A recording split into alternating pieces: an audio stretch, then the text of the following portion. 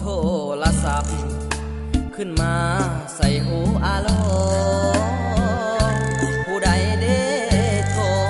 บอกมาว่าอยากขอฟังเพลงเสียงเว้าก็หวานดังน้ำตาลมอบให้ดีเจเพลงขอถึกใจแท้เด้มอบให้ดีเจ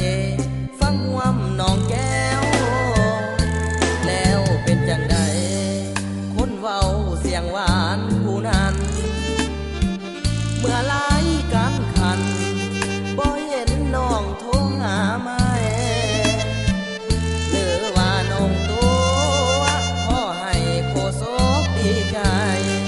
โทรมาตัวต่อก็ได้สิจัดเพลงให้น้องหน้ามนต์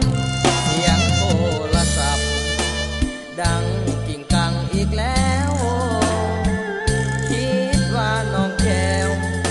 แต่แล้วก็แม่นพี่ลี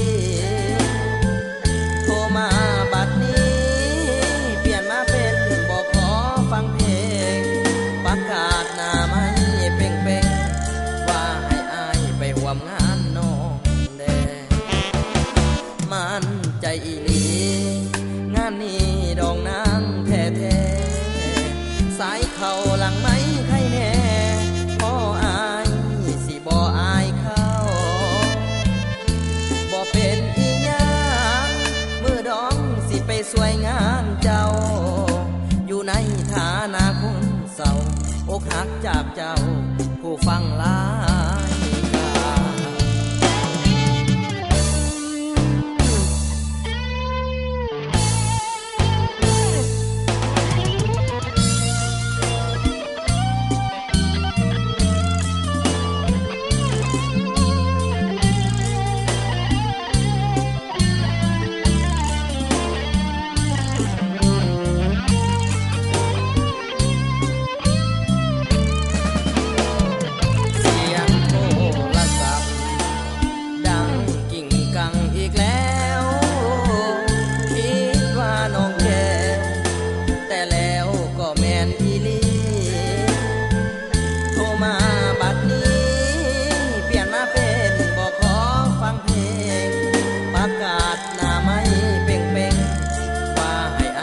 ไปร่วมงานน้องแด